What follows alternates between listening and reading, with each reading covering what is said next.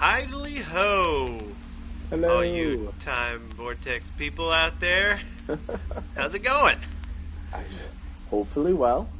And this is Voices from the Vortex. We are definitely voices from the Vortex. Yeah. We are not voices from anywhere else. No. Only from the Vortex. You'll never hear our voices elsewhere. No. True story. We hope you all had a great holiday season. And it was kind of a sad one this year, folks. It was a little sad. Yeah. We lost ourselves a great Time Lord. And he will be missed. He will. Him and his bow tie. Yes. His bow tie-y face. Yeah. In this episode, we're going to talk about the time of the Doctor. I'm hoping Moffat shies away from the Doctor for a while. Just give it time. Well, it's kind of like all those episodes for the Daleks. You know, Day of the Daleks, Destiny of the Daleks, Plan of the Daleks, Success of the Daleks, Victory of the Daleks, Picnic of the Daleks, Asylum of the Daleks. Yeah, I don't Street need to Work see. Order of the Daleks. Yeah, exactly. Oh no, and of Rassilon too. Yeah. Illuminate. That's a weird one. Hi all. So yeah, this is it was the Christmas special. This episode had a lot of things going for it. It was the Christmas special. Mm-hmm. It was also Matt Smith's last episode. Mm-hmm. So it was a regeneration episode. Mm-hmm. And it introduces a new Doctor in the same time, which they usually do. Well, regeneration episodes usually, but yeah. So there was a lot of excitement around this episode. Well, plus this was sort of the end to 3 years worth of setup. Yes, that too. There was a lot of stuff that he said he wasn't going to answer, but he actually did end up answering it, right. And stuff that I was happy about. Oh yeah. I guess give us a quick your review of it. What did you think? Okay, so we all know how much I adore Matt Smith and his whole time as the Doctor.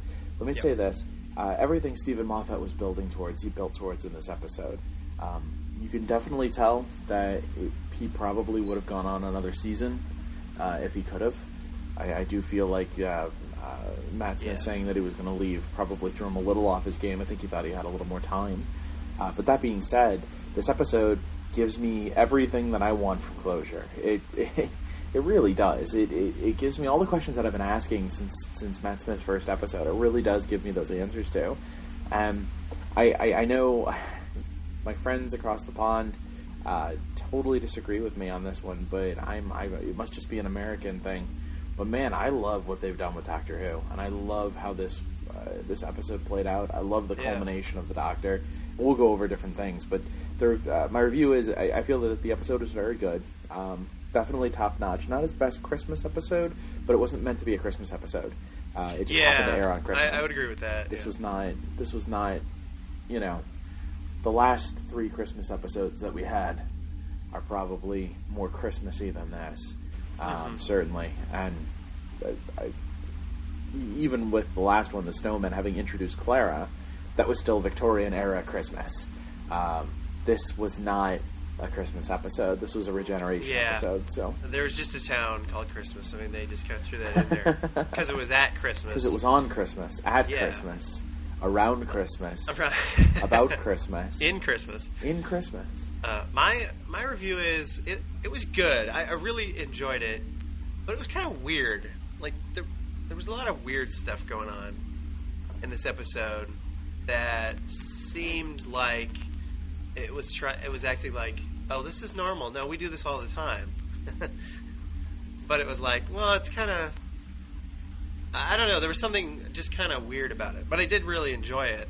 And I think maybe the thing that was weird about it was that I knew it was Matt Smith's last episode. Yeah. And one of the weird things too was, for me, was him being old. That was just kind of different. That was definitely a different choice, putting him there like that. Yeah. But I really liked it, and there was a lot of parts that I loved. I loved Handel's his Cyberman head friend. It was so awesome, and it was kind of there was almost a Wilson vibe there, like Tom Hanks in Castaway. There's something about the Doctor and his robotic pals.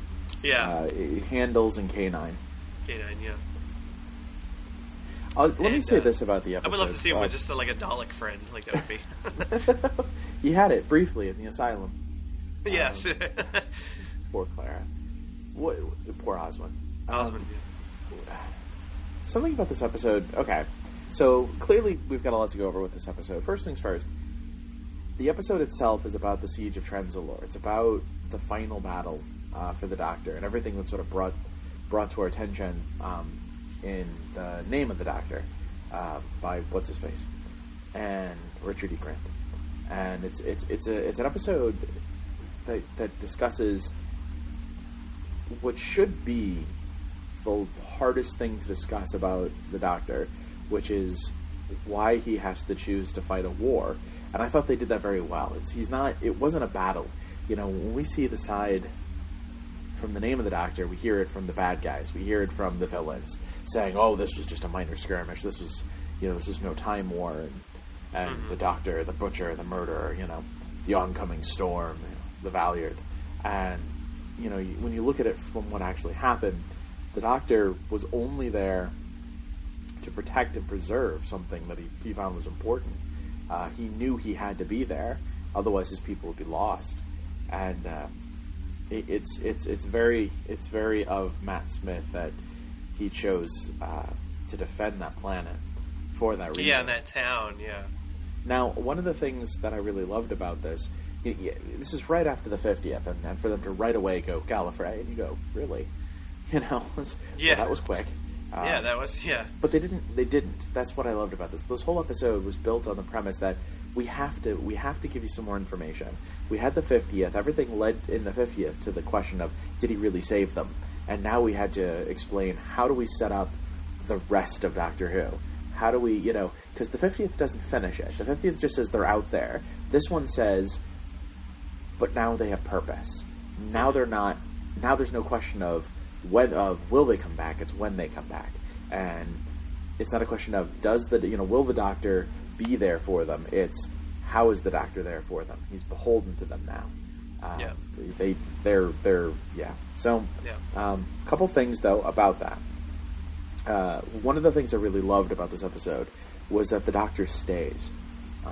Him being at Trenzalore, him choosing to stay is a very Doctor Who moment, but then him choosing to stay all the time.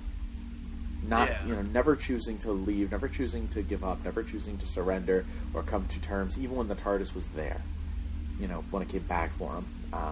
I love that. I absolutely love that he's old.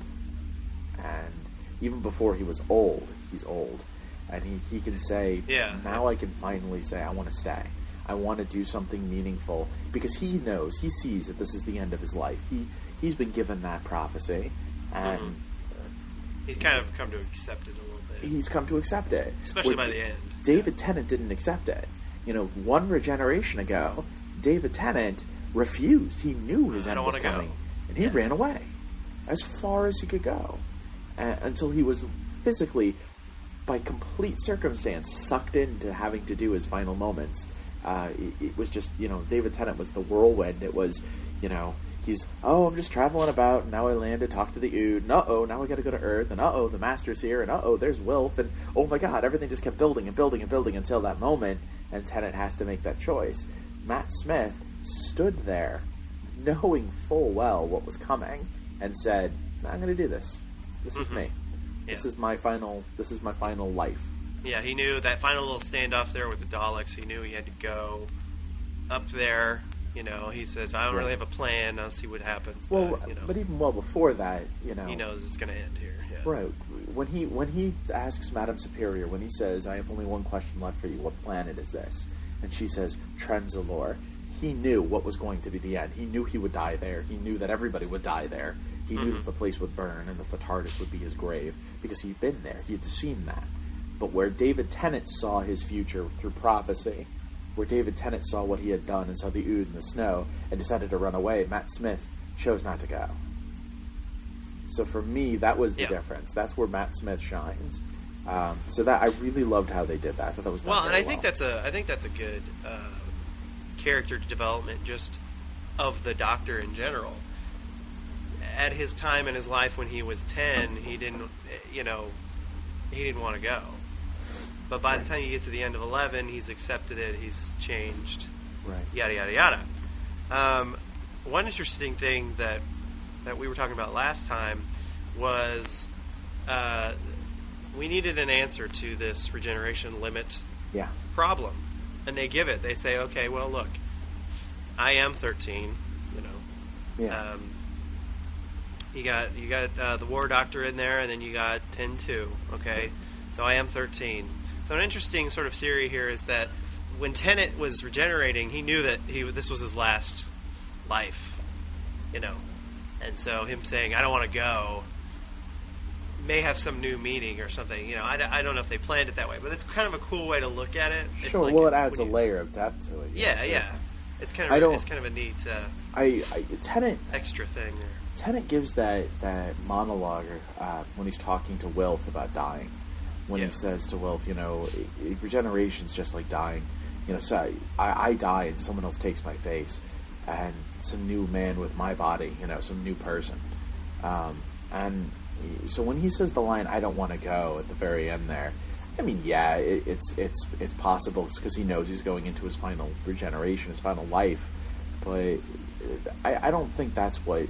I don't think that would have stopped it. I don't think that would have been enough because he knows he's got another, 500 years, 1,000 years, whatever it is, his final life will be. He knows he'll get to live out more adventures. I don't think that's what Tennant was worried about. I think what Tennant, I think that moment was Tennant was recognizing that there's still something very human about the Doctor, but right before he regenerates, that he knows it doesn't matter who is next. This version of me is dead. Yeah. And he's Tennant, unlike others who just it kind of happened. Tennant had to face it and face it down and know what was coming. 10 was very human. 10 was very probably more human than most. More than most of any of them. Yeah. There's so much stuff to talk about. Okay, a couple things. Loved that it was the crack that he saw in the God Complex in the hotel room. Yeah, I didn't see that coming. That was really interesting. It just makes sense. That's what that was. I kept thinking, who would the Doctor be afraid of? But it's not the Doctor. It's Matt Smith. I always assumed it was like a mirror or something. Right. He's like, who else? Right. Myself. But, but it's the crack, and it didn't even dawn on me that he does that at the end of season 5 when Matt Smith chooses to do that. Though he makes a gamble that he's going to be able to tell little Amelia the story. He makes a gamble that he's going to be able to force. He's going to be able to force Amelia to remember him and bring him back, but he doesn't know. I mean, that was just a wild, random gamble, and probably because it was at the end of his life. He was his last generation, his last version of him, and he said, "Well, this is what I got to do: reboot the universe, and maybe I come back, maybe I don't." So, for him, that was sort of like his first real brush with final death. Which I just realized that brings a lot of interesting sort of more gravitas to any time like he kind of almost died in this last regeneration, because he knew. It's not like he just figured it out this episode. He knew he was the last one. He knew the whole time. Anytime he had to go, like in the Pandorica, or when he knew he was going to die on the beach there with River Song. Yeah. It was. I knew there was going to be he knew that was the end. Yeah, he knew it was the end, and not just interesting. Yeah.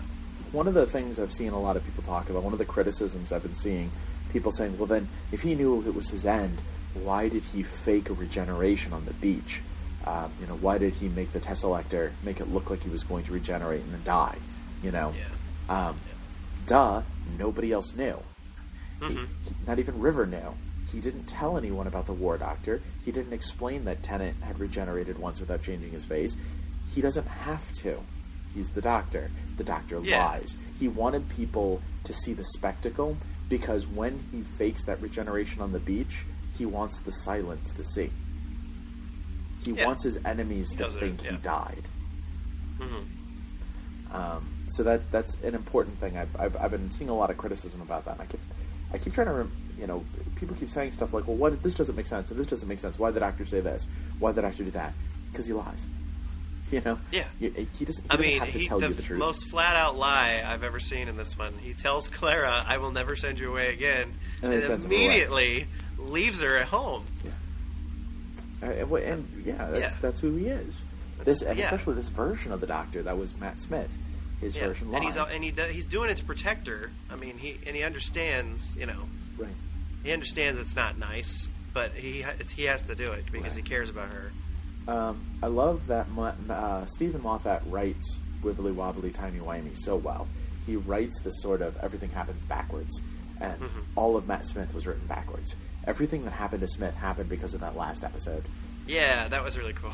So for everything he faces throughout his 3 seasons, he's literally going through it backwards. Yeah. And I was actually thinking about this the other day when I rewatched it. When they talked about the Kovarian chapter breaking off and going back in his time stream to capture his TARDIS and destroy it, and then the next, to breed a psychopath to kill him. I don't think they captured the TARDIS first. I think they did that last. I think that was their last-ditch effort. I think what they did was they bred... They knew they could go back to certain points in his life, in his time stream, that if they did something then, it would stop him from ever getting to Trenzalore. They probably are the ones who pushed for the great intelligence to get to his bring him to his grave, to get inside his time stream. They were probably, or that could have just been, the great intelligence being the great intelligence, I guess. But I feel like they were pinnacle in, obviously making River Song. But I think they did that first. I think their goal was first, well, let's breed a psychopath to kill him. And then when he marries her, and she falls in love with him, they go, damn it, all right, what's next? Let's blow him up. Let's destroy him. And they did, and it didn't work. He sacrifices his life, So I feel like that literally the villain's plots go backwards. Well, and another just like interesting Rivers thing in his life were. Yeah, another interesting thing was if you think about the alliance that puts him in the Pandorica. Right. It was all the same people who were there at Trenzalore. All those different enemies were all there at Trenzalore, and because they know, it's told that you're going to destroy the universe. Well, if he had said his name and all that, and the Time Lords came out, so that's kind of was there. They got together to try to stop him. Well, that was the second plot. That episode has 2 plots. Yeah. He's put in the Pandorica at the same time as the Kovarian chapter kidnaps the TARDIS and makes it explode. Yeah. So it's these... And of course, by that time, everybody knows about the cracks in time. And they should know that the crack is what's broadcasting that signal, though they don't tell the Doctor.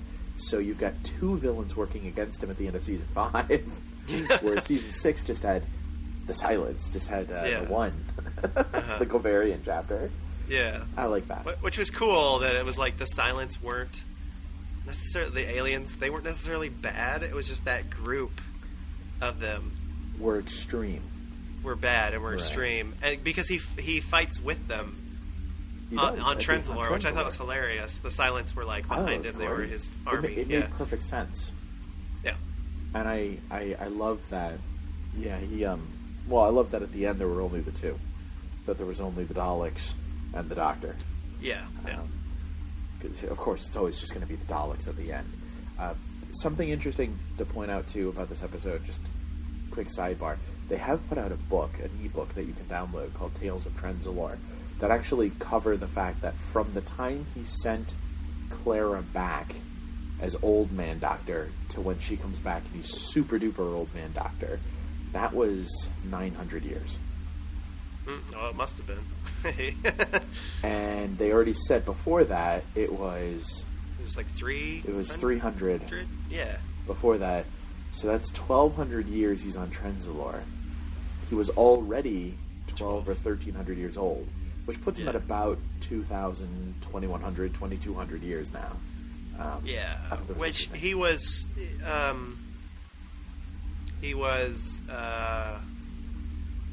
let's see, he was 900 something when he regenerated into Matt Smith. So in the Day of the Doctor, he says, when they ask him how old he is, he says 1,200 or something.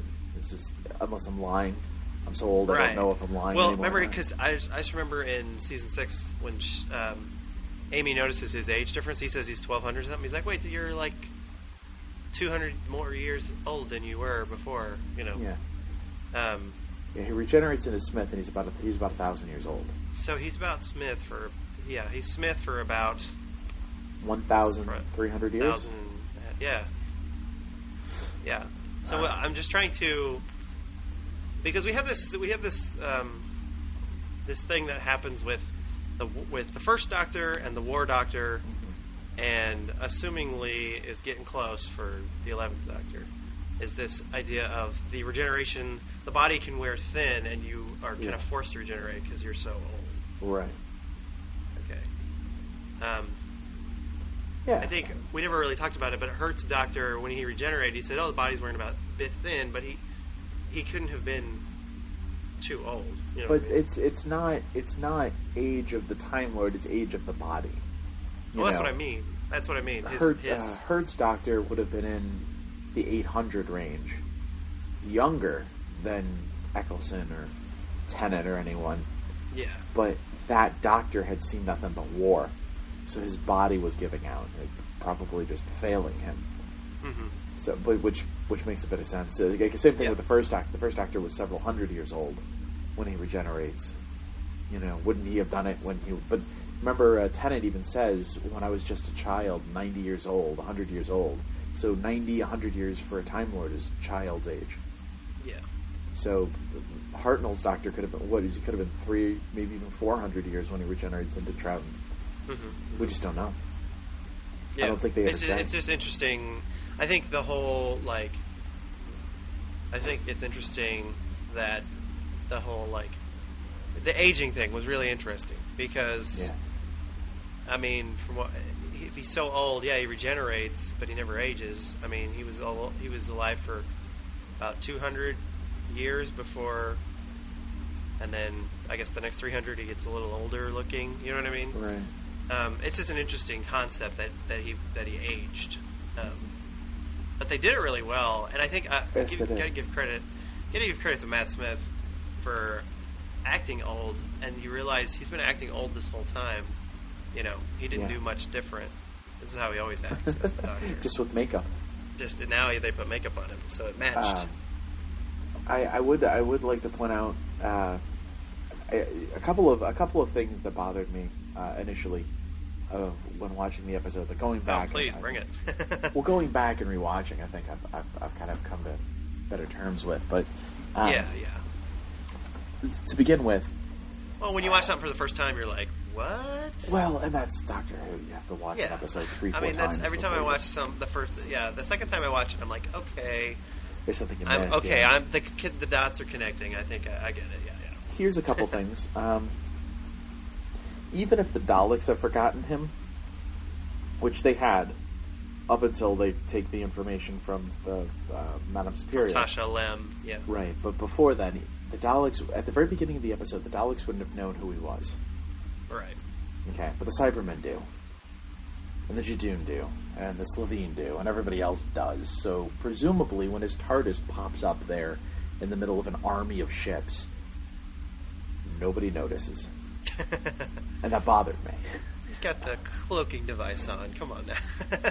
I'm chalking it up to that line, fear. Everybody was afraid because of the signal. So as soon as everybody saw the Doctor, everyone's like, well, let's just not screw with him today and see if he goes. Because the last time we tried to screw with him, he screwed back. So right. Well, it was like that. It's the whole speech from the Pandorica. You know, somebody try first. Let someone else try first.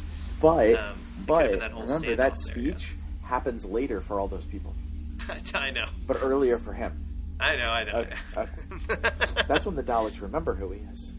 Before they forgot who he was. Yeah. Even though they forgot later and remembered again and went back and remembered original. And rewind and begin again. So, yeah. So that was one thing. The silence have always kind of bothered me. You know, that the Doctor can remember who they are now. I guess because you can train yourself to remember who the silents are. That trick where you see them and then you don't see them and so you forget about them again. And they did that with Clara. And it kind of bothered me a little bit. I hate that. Like, we have to do this again. We just did this with Amy, with Rory, and River, and the Doctor. Well, she was 8 times last season. That's the really interesting thing and it's kind of fun, is to see, like, you have a new person, you have a new companion, and it's like they're meeting these creatures for the first time. Right. You know, and we're like, duh, they're Cybermen, and Clara, you know, but she's never met a Cyberman, you know, so. Right. Well, no, hold on, though. She met a Cyberman. She's met Cybermen before. No, I didn't mean before this episode. I just like when she first did, yeah. When she first meets a Cyberman, yeah. So no, it's kind of fun. I'm trying to think of. I don't want to get to the end till we've talked about most of the other stuff. The wooden Cyberman. That was kind of. I'm sorry, but the wooden Cyberman with a flamethrower, like, how does he not catch on fire? Okay, hold on. That is a problem. You're okay with the idea of Cyberman. You're okay with the idea of a truth field. You're okay with the idea. I'm even okay with the idea of a wooden Cyberman who has a ship that's transdimensional. You're okay with Daleks, Jadoon, Slitheen, the Papal mainframe. All this is okay. But what you totally can't wrap your head around is one of them made a flame-retardant wooden version of themselves. It doesn't make sense. That's beyond your. Who cares? He wasn't flame retardant. He had a force field around it. Who cares? It was defeated by an old man with a cane. Come on. I think. Well, I know. Yes, but it's a wood Cyberman. I'm okay with that if he shot lasers out, but he shot fire out. Like, why choose fire? That didn't make any sense to me. Because it looks cool. Yes, it did look very, very cool. Who cares? He had a force field or something. I don't know. Clearly it didn't work when he shot himself through the chest. In the chest, yeah. Which I liked that whole bit there where he's like, scan my weapon. You can see that this is what I actually did. I sent a signal. It just didn't work. I sent a signal to turn around. Right. And so then he turns it back around and shoots himself in the chest. He goes, it doesn't work on wood. I like that. I forget to tell you. That's probably what he actually made the sonic screwdriver do. It's just that the result was nothing happened. Well, yeah. No, yeah, that's the point. Because it doesn't work on wood. But he did. Because the Cyberman scans the weapon. Yeah. The Cyberman was too stupid to realize, but it wouldn't work. Yeah. Like, well, that is the signal he sent.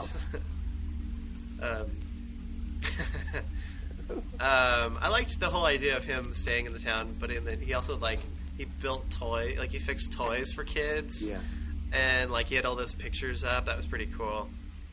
I'm still kind of having difficulty understanding, after 1,000 years, how that town never changed, how the people of the town were just consistently okay with the fact that this guy had become a ruler, a king, a monarch, basically, and basically just sending them to die against waves and waves of things that would come at them. Yeah. That's where my realm of possibility kind of ends. That this, he talks like Bartleby and all this, and then when he's old, he's like, "Are you Bartleby?" Well, and then no. But how long did these people live in this town? Well, from what I understand, Barnaby was there when he was kind of old, and then when he was really old, he was like, "Are you Barnable?" or whatever, and the guy's like, "No," and he's like, "It's okay, Barnable." Right? Yeah. No, I just mean, but after all that time, wouldn't the people of the town just be like, "Screw this noise" and leave?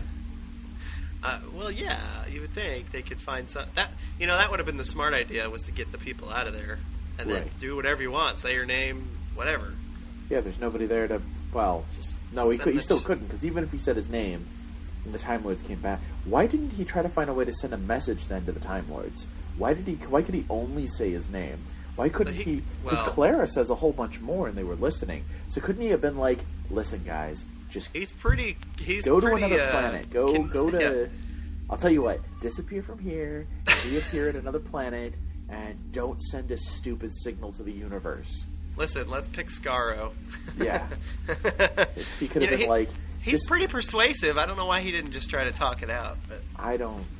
There's where the flaw in the episode comes from me. Yeah. Everything else I'm okay with. Yeah. Let's see. I liked all the things that they showed. Kind of this montage of the way he like dispatched all of the bad guys. They kind of only attacked one at a time. It seemed like. First the Centaurans came and he like got rid of their invisible thing, and it was kind of a Strax kind of cameo, which was pretty funny. It was a couple of clones, but played by the same guy. Right. And then I guess he defeats the angels by putting up a mirror. Yeah. So they're looking at themselves with love from the Doctor or whatever. That mirror never moves. It never snows on top of the mirror. Right. Yeah. Look. Hold on. That was my one problem about Blink. Okay. He makes all the statues look at each other. Yeah, and that disappears. But what if just wait till he goes, they'll never move again. I go, well, they will when someone buys that house and then is like, oh, let's move these statues out of the basement. Or the light goes out. Yeah, exactly. So, if I remember correctly, that basement was super dark when the light wasn't working. Super dark. And clearly they can move if they're being looked at. I mean, the freaking Statue of Liberty moves. Let's not give into that again. It wasn't that dark. It's a city that never sleeps. Nobody was looking to the east. Nobody looked. Yeah. Somebody look at the Hudson River at all times. Pretty sure something is. Is it only humans that look at it? I thought it was anything that observes it. So there were no rats. Well, or they bugs observe themselves. Or fish. Yeah. You know, I think the next cool thing to do with the angels would be to show us what they actually look like at some point, like when they're not quantum locked. Turns out the Doctor quantum locked them. Yeah. By performing a quantum leap of the impossible.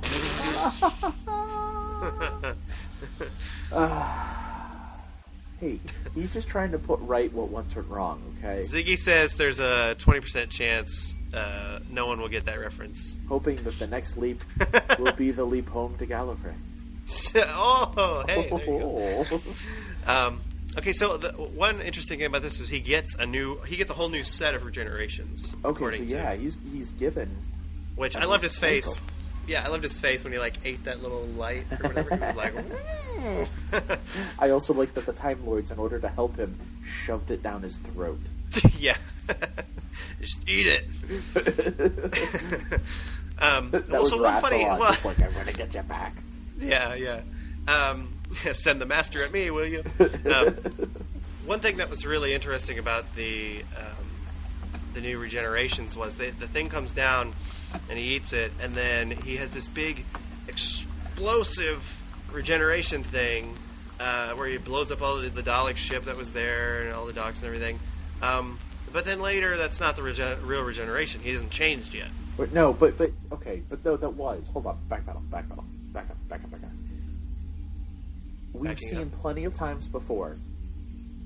A little bit in the old show at first, and more so now, that the actual changing of the body, the face, is not the regeneration. This is the whole thing about. I'll say what? This is the whole difference between the regeneration limit and how many versions of the Doctor there are. He's the 11th face, the 11th Doctor. Right. Even though it's 13 regenerate. Okay, so 13 lives, 12 regenerations, whatever. So his regeneration, which heals him, he does, and it explodes. And love from Gallifrey, boys, and explode. The actual changing of his face takes a while longer. So that whole thing with, like, people kept saying, like, oh, but then he sneezed and it becomes Capaldi, and, like, you blink, you miss it. I'm like, dude was becoming Capaldi for, like, an hour and a half. Okay? You don't blink and miss it. Dude, it should like, be a whole episode. He took off all his clothes, and apparently put on the holographic clothes for some reason. I guess he likes being naked. No, because all his clothes were lying on the floor. And then, you see him in the holographic clothes he was in, and all I could think of is Capaldi's going to be naked for his entire run. That's going to be his uniform, his outfit. Right? But no, I just mean I should project it off their I accepted it. Yeah, I accepted that. I was like, okay, well, it was kind of like when Tennant healed his wounds before he went off, and it was kind of the same deal. Tennant. Well, no, it's nothing like that. But yeah, it's exactly like that.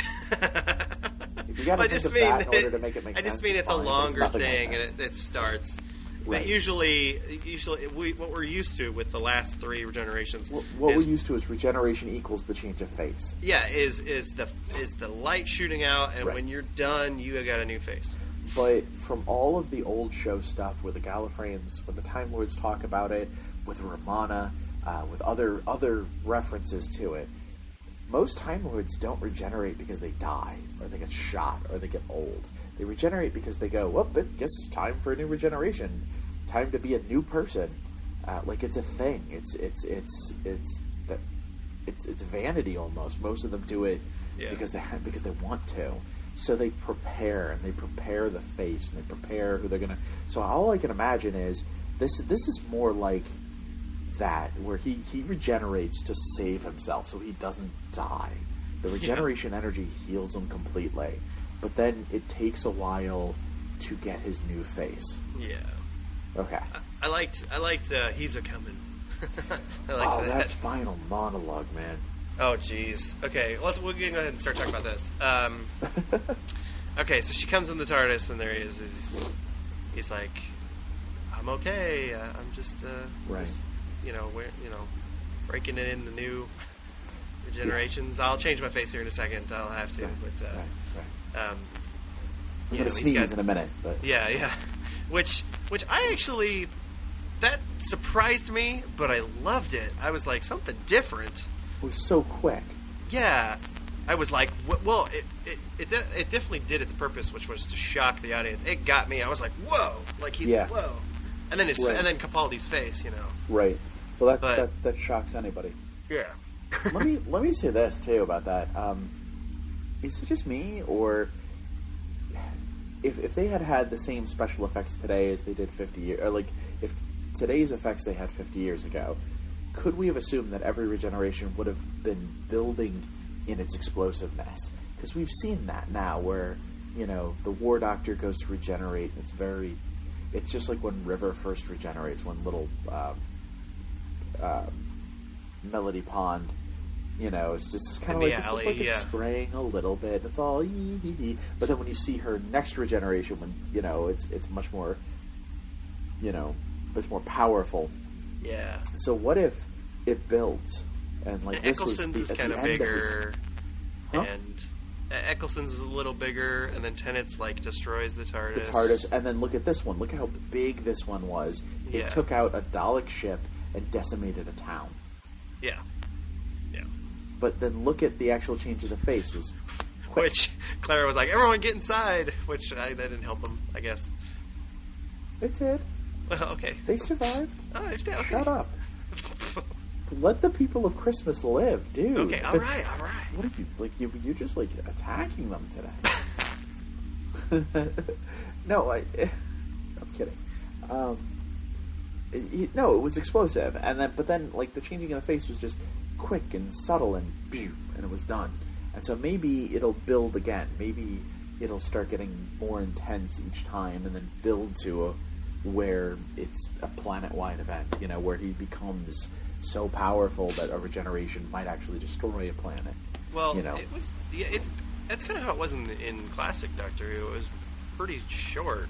The face changing, it just mostly faded from one face to the other. Yeah. Well, and that Hartnell to Troughton was very just kind of bled a little bit into it, and then Troughton to Pertwee was forced on him, so it was a little crazier, but it was an event. And then when he turns into Tom Baker, it was still pretty muted. But the whole thing with the Watcher melding into Baker to become Davidson, that was a little more fancy. It was a little bigger.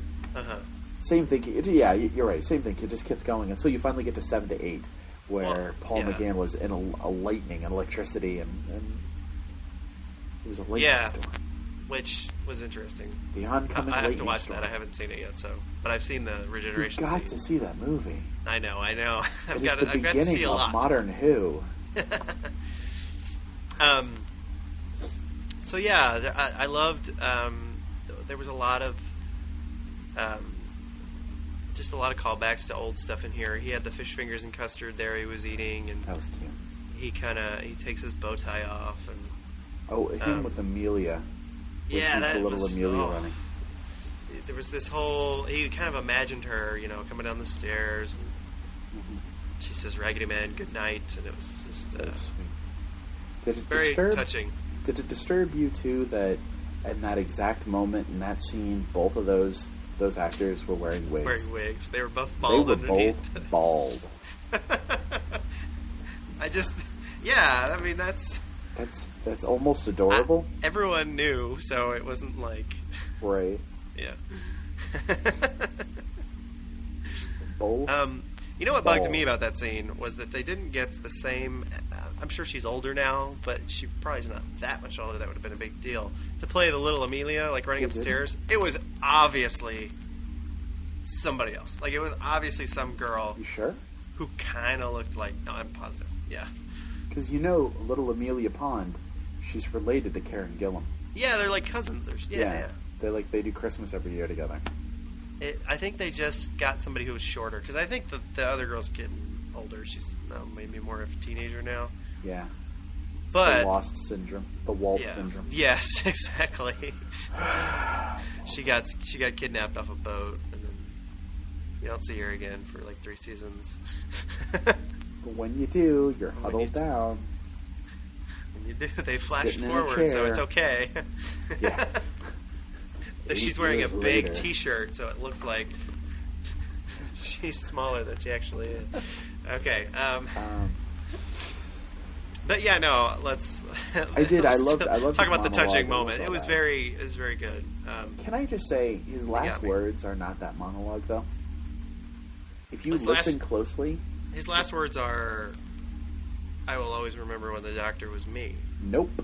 His last word is the word "hey." Hey. No. It's she goes. She tries. No, she goes. To Please. Goes, I know what you're talking about. Goes, hey. Yeah. She goes. Please, don't change. And he says, hey. Yeah. His last word is being a dick. Like, hey, get out of here. Hey, calm down. Hey, back up, girl. Listen. There was the perfect opportunity right then for him to look at her and go, Geronimo. Like, they could have done it. They could have done it, and I would have been so happy. Yes. But no, they're like, nah, let's let it be this beautiful soliloquy about how people change over time. Like, screw you, Moffat. Give me a damn catchphrase. Yeah. Well, see, the thing with Eccleston was like he had this almost the same kind of phrase at the end. It was like, I was fantastic. And Tennant's was so different. I was fantastic. Everybody was fantastic. Yeah. Everything is just fantastic. Oh.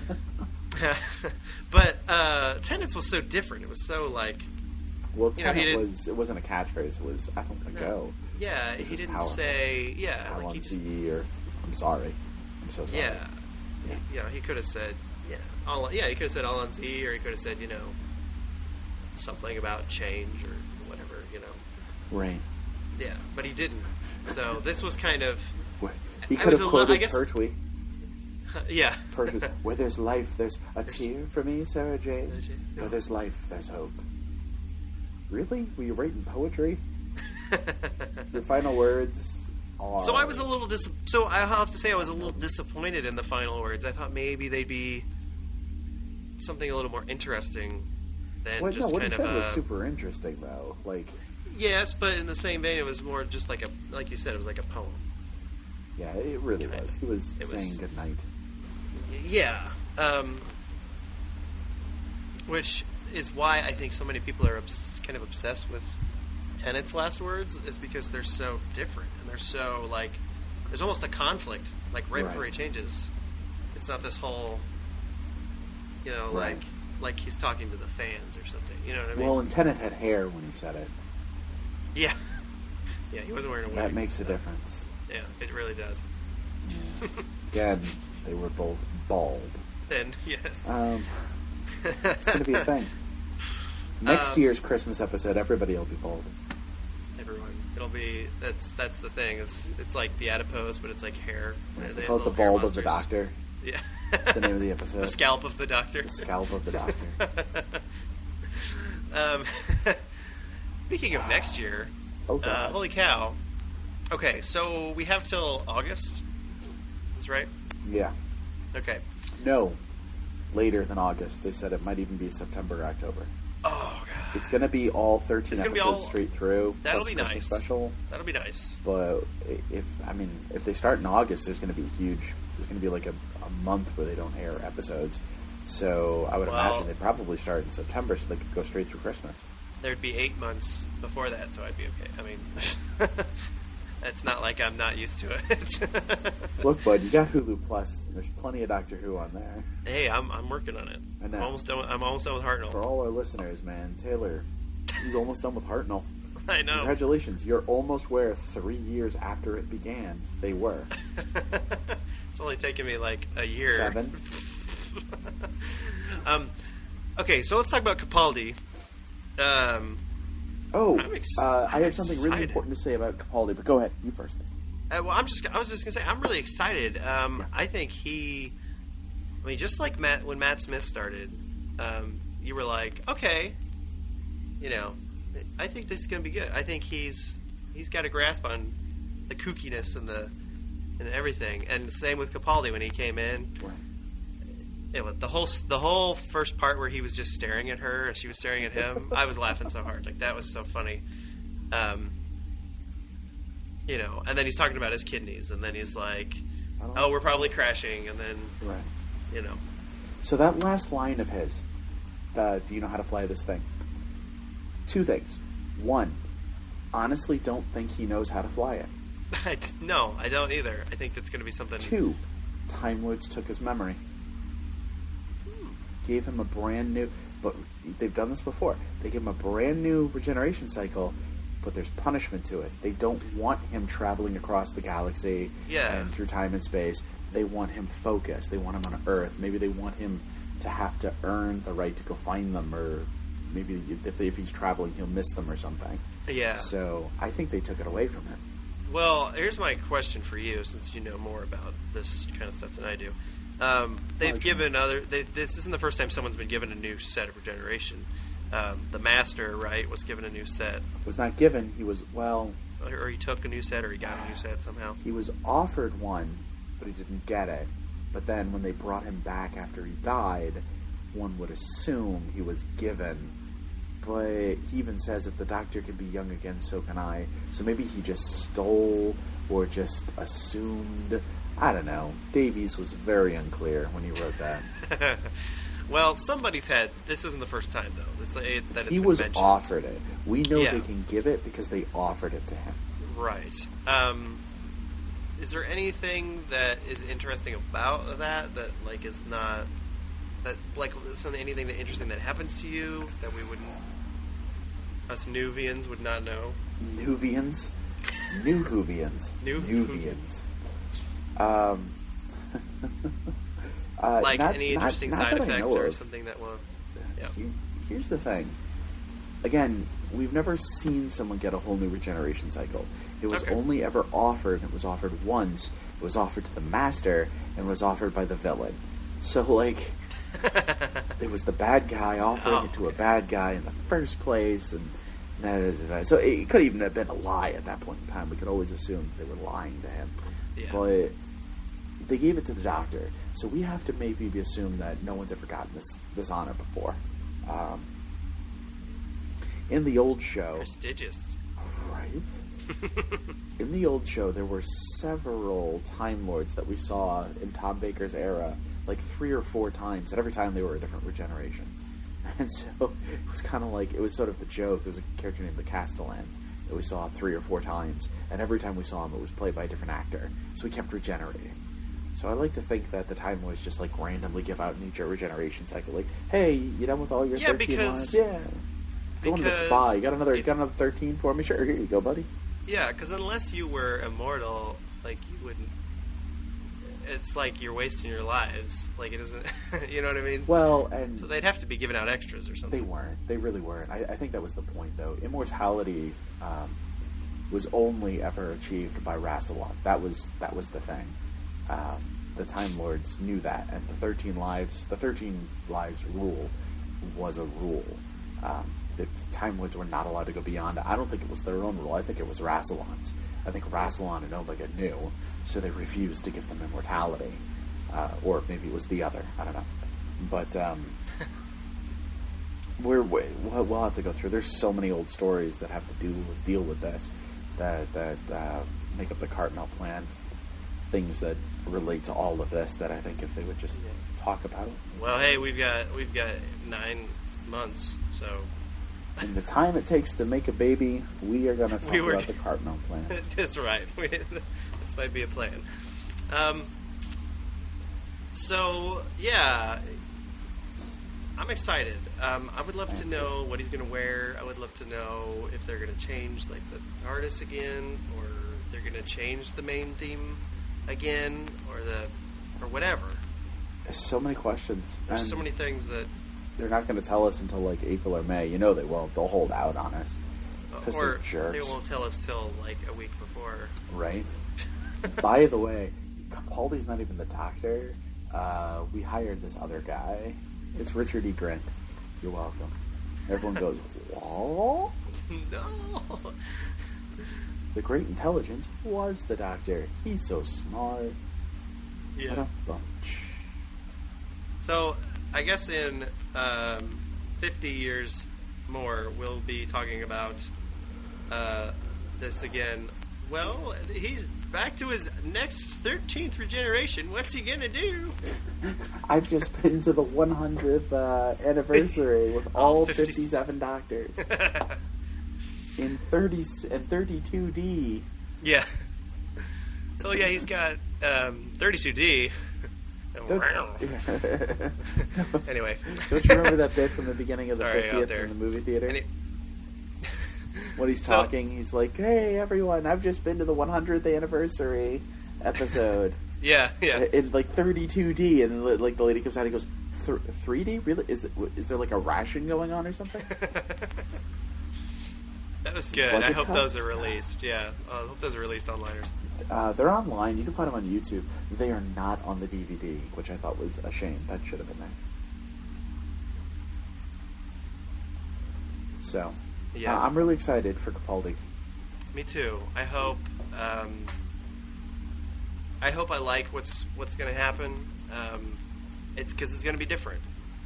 One thing I heard Stephen Moffat say was that this version of Doctor Who.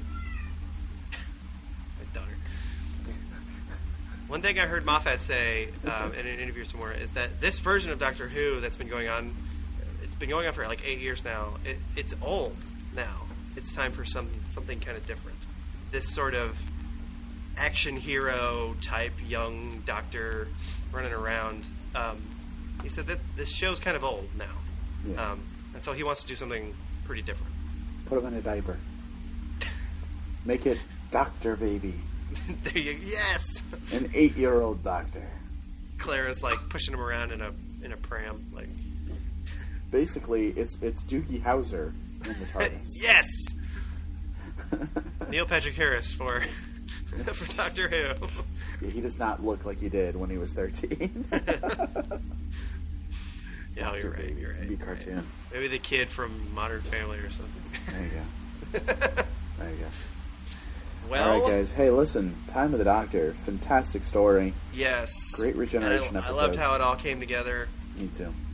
Yes, a great episode. Remaining questions. Who the heck was Prisoner Zero? And how did he know? That was the only thing. And this one, I forgot to say this. The big thing, which I don't know if they'll explain it or not. Okay, so he doesn't die at Trenzalore. Right. So this whole thing that happened in the Name of the Doctor, where they go to Trenzalore and there's his grave and there's his little time stream and Clara Good's in it, and like that's kind of Like, what happened? Well, it still happened. And I have a theory, but go ahead. No, it still happened. That's the thing. Like, people keep saying, like, well, he didn't die there, so it must not have happened. Guys, he regenerated and exploded in the exact same spot that you find the time stream inside the TARDIS. So he probably leaves the tear of his life there to start his brand new. Well, and that's interesting because Clara, when Clara goes in, she says, "Yeah, I've seen all 11 of you." You know, she doesn't say, "Oh, I've seen Capaldi and I've seen all these other ones that are going to be." She's only seen from Smith back. From Smith to Hartnell, yeah. It's just that. Also, that stream. After he regenerates, he kind of blows up the town. Yeah, so a little bit. The planet still burns. Like, that town gets destroyed, and nothing says that once he leaves, that the Dalek fleet or any remaining whatevers didn't blow the crap out of that planet. Right. So and the TARDIS TARDIS grave, he could have lied. It's just a monument building, and could have lied and said, "Oh yeah, it's the TARDIS. It's expanding." He's being poetic. Right. Because he's the Doctor. Yeah. Another theory, though, is that I've seen, and I kind of like it because it makes sense. Sure. Is the Time Lords were good with like dealing with paradoxes, and this causes a paradox. And now that the Time Lords aren't dead and they're back, they can kind of cause this paradox by giving him the regenerations. Right. They can manage it and they can handle it, and so it's okay. It did happen, but he can still cause it to not happen, and everyone's lives who were affected in that would still move on and be fine because Time Lords are magical and they have magic time powers. And they can magic time powers. Yes. They're always on time. Yes, never late. They have perfect. One of them always shows up 3 minutes perfect before rhythm. He should on the dot. Yes. Time powers. Yeah, so a minute talking to one is like an hour. An hour talking to one is like a lifetime.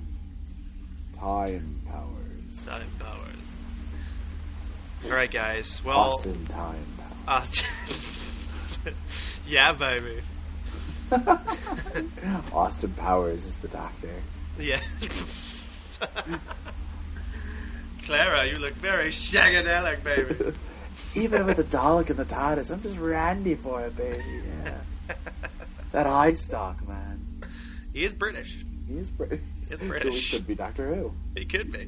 No, he's Canadian. He's Mike Myers. No, that's right. Yes, he's Canadian. Yeah. Yeah. Well, I was just gonna wrap it up. I was gonna say, hey, I hope you all enjoyed this podcast. Thank you all for listening. Yeah, we are going to be trying to put out a podcast a month for the next 9 months. We'll have stuff. Don't worry. That's our plan. We got stuff to talk about. We have some interesting things. We're going to delve more into the classic Who. We're going to look into some stuff. And we have some interesting topics to talk about. And hey, stuff can pop up. You know, interesting things that are happening with production, and we can talk about that. So stay tuned. Make sure to email us if you guys have any questions you want to hear on our podcast. Yes. Taylor, if you want to throw that Gmail address out there for me. Yeah, voicesfromthevortex@gmail.com. You can also send Voices from the Vortex. You can also send me an ask on Tumblr or just a fan mail on Tumblr. They have that option too. voicesfromthevortex.tumblr.com. That's probably how you got here. We're also on iTunes. Woo. So subscribe to iTunes. Just search for Voices for the Vortex. It should pop up, or like the only one. Let's see. We're on Facebook too. So search for us on Facebook and like us on Facebook. And we're on Twitter at Vortex Podcast. Make sure to listen to us on Twitter because we're pretty funny. Yeah.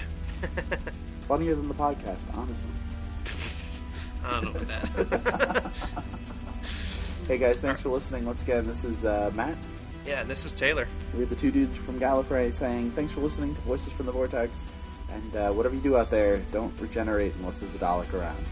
Because that's clearly how you destroy them. Love from the Vortex, Love boys! From the Vortex. Oh. Have a great year, everybody. Bye. Bye.